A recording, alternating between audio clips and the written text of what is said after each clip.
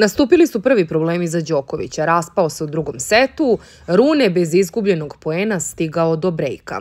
Uživo detalje sa meča možete da pratite na portalu nova.rs. Srpski teniser Novak Đoković sastaje se sa Holgerom Runeom u četvrtfinalu Mastersa u Parizu od 19:30. Đoković ili Rune će igrati protiv boljeg iz duela Aleksa de Minora i Andreja Rubljova, koji je poslednji na programu. Ovo će biti prilika za osvetu Novaka, pošto ga upravo Rune pobedio prošle godine u finalu Pariza. Đoković Rune 7:5, 1:1. U 20:50 je bilo 7:5, 1:2 i Nole je bio u problemu. Raspao se u ovom gemu Đoković i Rune je stigao do brejka bez jednog izgubljenog poena. 20:47, Đoković Rune 7:5, 1:1, repriza prvog seta. Ponovo su obojica tenisera sigurni na svoje servise. Rune malo žuri, ne pravi pauzu između servisa, na što mu je Boris Becker skrenuo pažnju.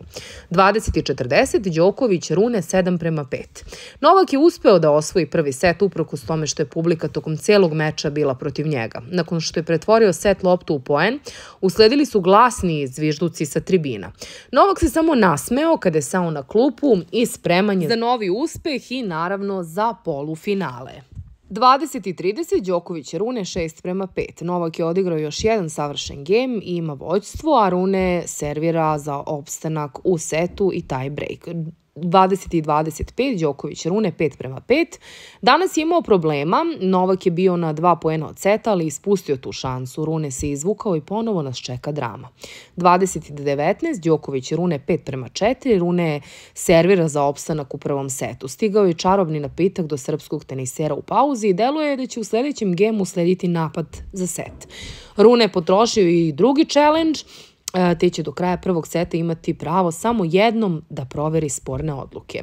20:15, Đoković Rune 4:4 i čeka nas prava drama. Igraće se na razliku u prvom setu, pošto je Rune još jednom gotovo bez greške odigrao. Novak nije uspeo da pronađe poznati return i zbog toga je trenutno izjednačeno. Iako igraju obojica dobro, samo se čeka prva šansa za break loptu. 29 minuta, Đoković Rune 4:3. Sjajan je Novak i nikomu ništa ne može u ovim trenucima, čak ni publika, jer je Novak na najvišem nivou trenutno. Svaki poen rešava kratko, ali ima potrebno više od 4 udarca i to može naravno samo da nas raduje. Tokom pauze Novak je uplašio sve, držao se za zglob šake leve ruke. Novak je na pauzi između gemova i to je odmah uplašilo sve navijače srpskog tenisera. U 22 minuta bilo je 3:2 i Novaka je ponovo iznervirala publika. Već na početku meča Novak je krenuo da blista, a posle sinoćnih sukoba sa publikom deluje da će ih biti sada. Iznervirana je publika ponovo došla do Novaka, pošto je tokom poena neko glasno dodao nešto sa tribina.